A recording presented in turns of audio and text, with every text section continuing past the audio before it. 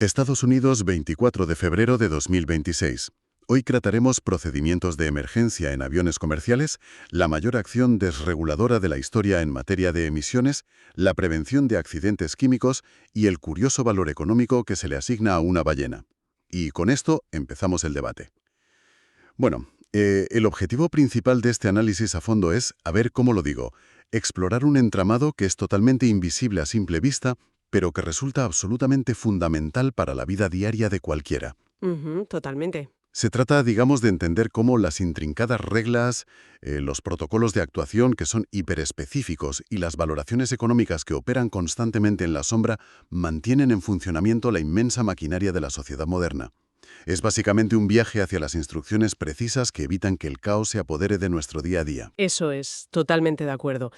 Y es que si lo analizamos bien, lo que une conceptualmente a un avión comercial que está suspendido a miles de metros en el aire, a una inmensa central térmica procesando combustibles y a una ballena nadando en la inmensidad del océano, es, bueno, algo profundamente arraigado en nuestra civilización. ¿El qué exactamente? Pues el incesante esfuerzo humano por calcular, medir y, en última instancia, mitigar el riesgo. Mitigar el riesgo en todas sus formas posibles.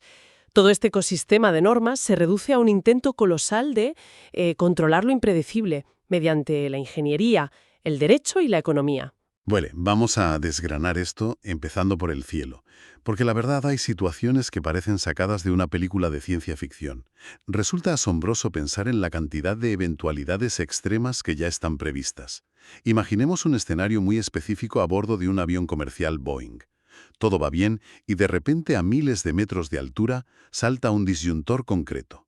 Un simple interruptor que se dispara, que lleva el nombre de BAT-BUS-SEC-2. Exacto. A simple vista para alguien ajeno a la aeronáutica podría parecer, bueno, un fallo eléctrico menor, un fusible más que ha saltado, pero la consecuencia inmediata de este pequeño salto es bastante alarmante en lo que respecta a la temperatura, ¿verdad? Sí, es un escenario verdaderamente crítico y requiere una precisión milimétrica por parte de la tripulación. Ese disyuntor en particular no es un interruptor cualquiera, ¿eh? Controla sistemas que son absolutamente vitales para el confort térmico y, más importante aún, para la presurización de la aeronave. Claro, la presurización. Justo. Cuando este componente falla de esta manera tan específica y no se puede regular la temperatura automáticamente, la situación física dentro de ese tubo de metal presurizado se deteriora a una velocidad vertiginosa. Hay que tener en cuenta que a esa altitud un avión está sellado herméticamente. Es una lata de conservas, gigante por así decirlo. Tal cual. Y el calor generado por los propios cuerpos de los cientos de pasajeros, sumado al inmenso calor que desprenden los equipos de aviónica, los ordenadores de a bordo y la propia fricción del avión contra el aire exterior a tan altísima velocidad, pues empieza a acumularse. Se acumula sin ninguna vía de escape controlada. Madre mía.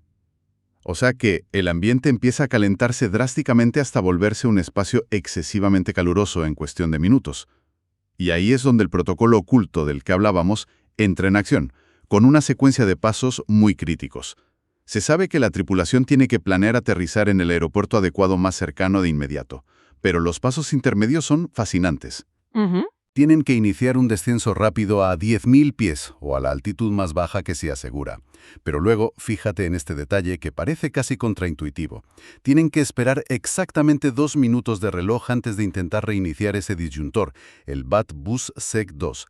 ¿Por qué 2 minutos exactos? A ver, esa espera de 2 minutos es un ejemplo perfecto de cómo la ingeniería calcula el límite exacto del desastre. No es un tiempo arbitrario, no es algo elegido al azar. Es un margen de tolerancia térmica puro y duro. Los ingenieros han calculado que se necesitan esos 120 segundos para proteger los componentes eléctricos de un sobrecalentamiento fatal antes de forzar un reinicio. Vale, pero la cadena de eventos se complica si lo reinician, ¿no? Exacto. Ahí está el problema. Si logran reiniciar el sistema, existe el riesgo inminente de que unas válvulas vitales, conocidas en la industria aeronáutica como válvulas PAC, se cierren de golpe como mecanismo de autodefensa, debido a ese sobrecalentamiento previo que mencionábamos.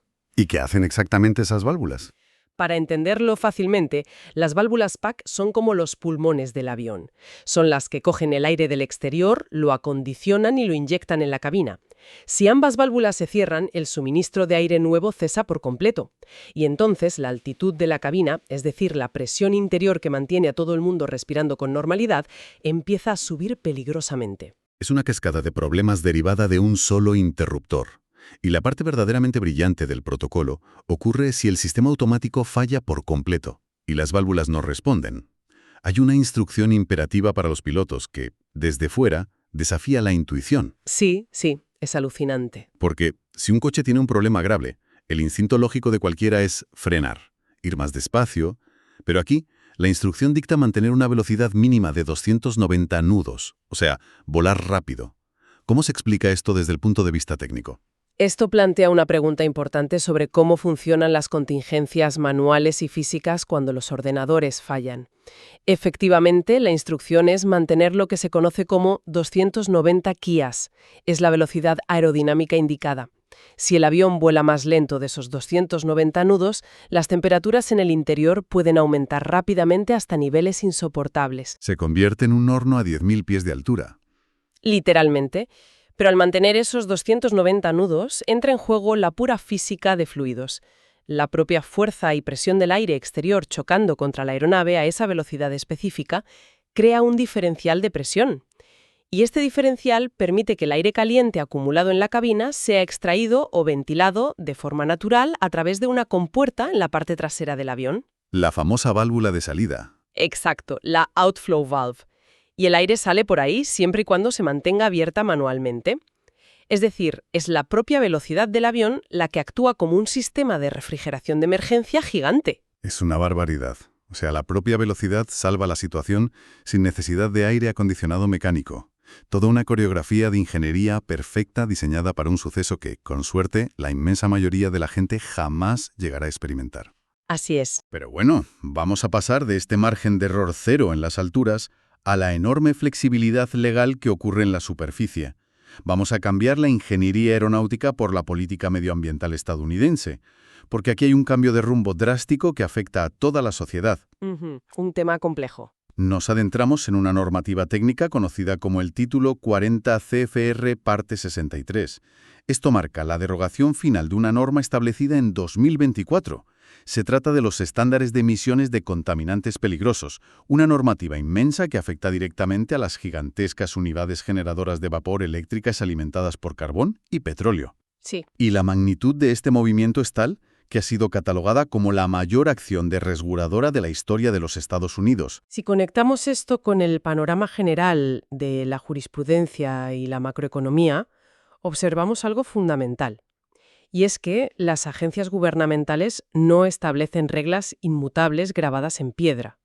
El marco regulatorio es un ente vivo, un ente que respira y muta.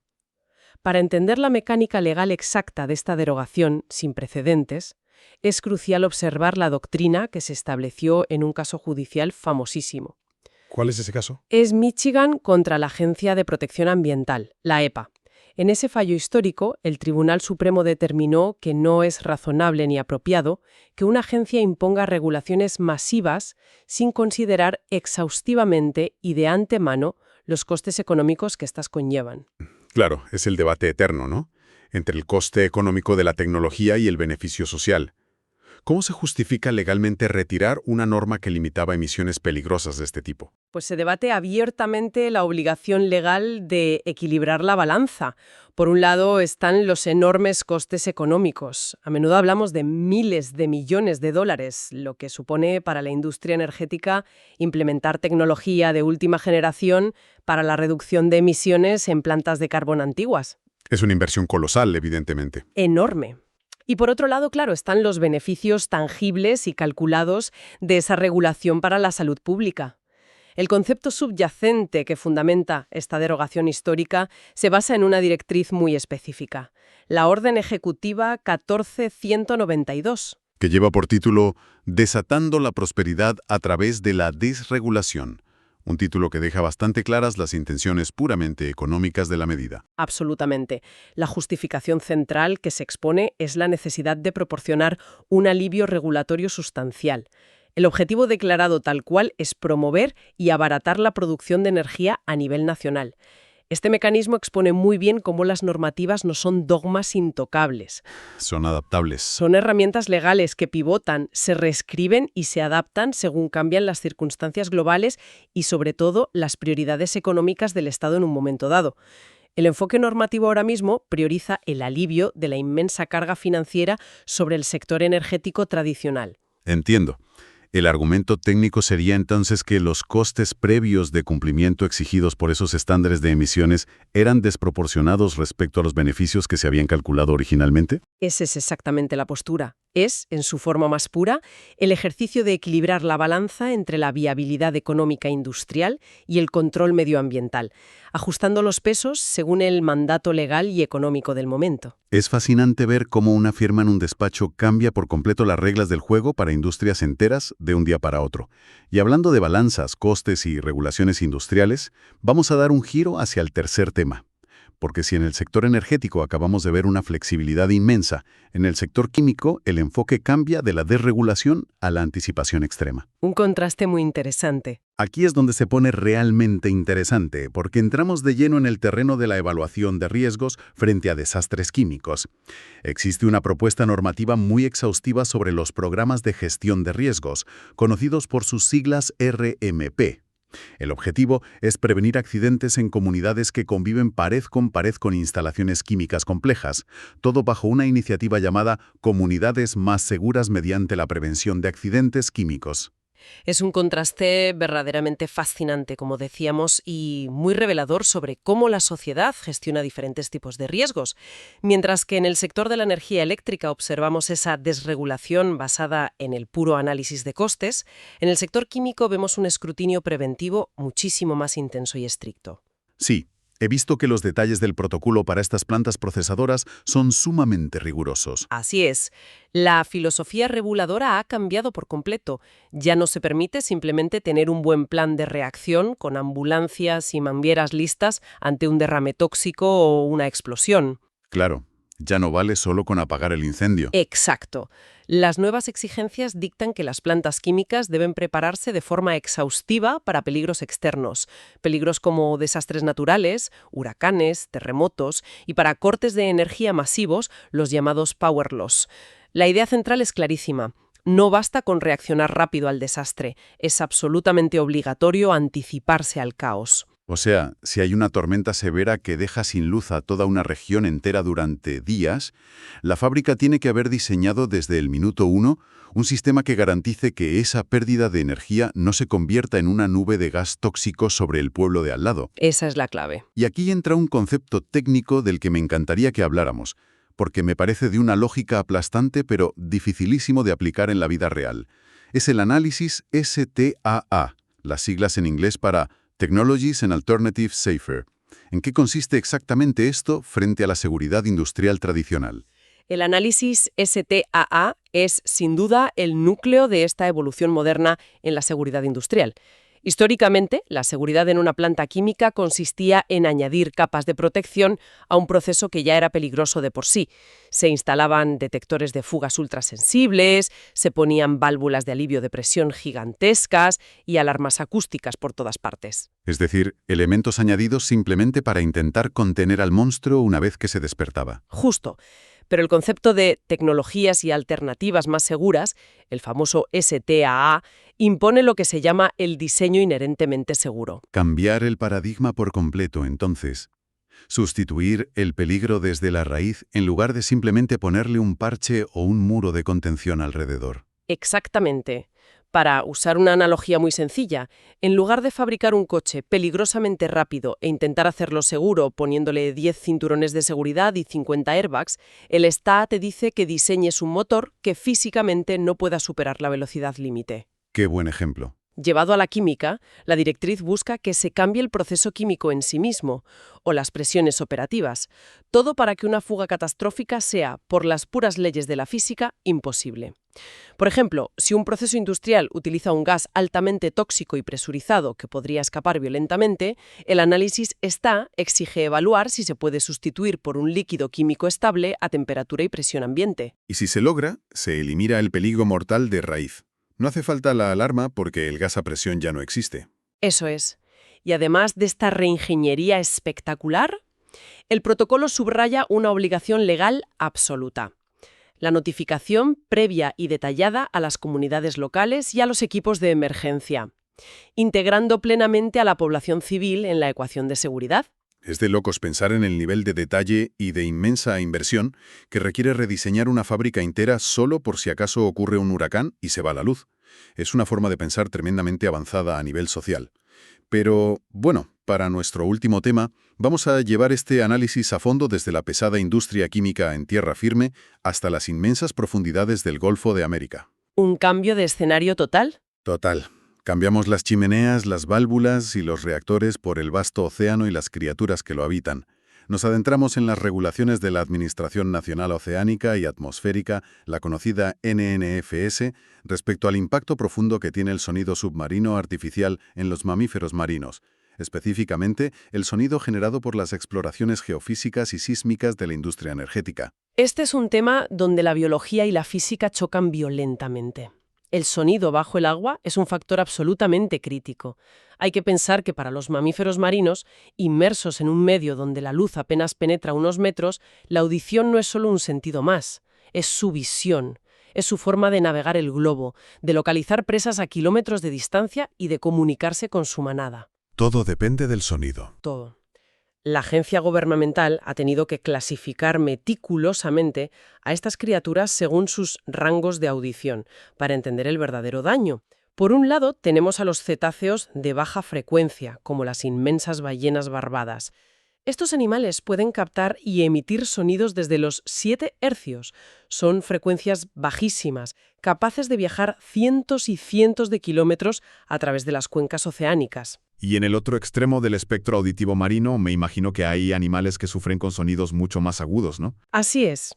En el otro extremo tenemos a los pinípedos, como las diversas especies de focas, que son extremadamente vulnerables a frecuencias altísimas, llegando a escuchar hasta los 90 kilohercios. El problema surge cuando la industria energética realiza exploraciones geofísicas utilizando cañones de aire comprimido para mapear el lecho marino en busca de bolsas de petróleo o gas. Claro, son explosiones bajo el agua. Explosiones constantes que saturan violentamente estos espectros acústicos naturales. Esto no solo asusta a los animales, representa un riesgo físico de daño auditivo permanente y un riesgo de comportamiento enorme, alterando rutas migratorias vitales para la supervivencia de especies enteras. Y aquí es donde la ciencia marina choca de frente con el gran dilema de la economía gubernamental. Porque para justificar la protección legal de estos animales y establecer límites estrictos a una industria multimillonaria como es la del petróleo, el gobierno necesita demostrar el valor económico de estas especies.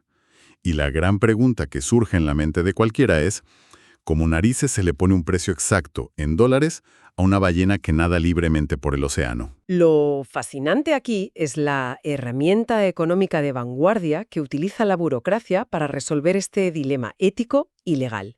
Utilizan encuestas y estudios masivos de lo que se denomina disposición a pagar, o willingness to pay por sus siglas en inglés. Y de ahí extraen un concepto económico asombroso llamado valor de no uso, o non-use value. Valor de no uso. Sí. En la economía tradicional y clásica, algo tiene valor si se consume, si se tala, si se extrae o si se vende como una entrada turística. Sin embargo, el valor de no uso da un paso más allá. Calcula el beneficio económico real, tangible y cuantificable que percibe la sociedad civil simplemente por el mero hecho de saber que una especie majestuosa existe y prospera en su hábitat natural. Aunque no la vean nunca. Exacto. Todo esto funciona incluso si esos ciudadanos jamás llegan a ver a esa ballena en persona ni interactuar con ella en toda su vida. Es literalmente ponerle un precio oficial a la mera existencia de un ser vivo. Madre mía, cuantificar la mera existencia en una hoja de cálculo.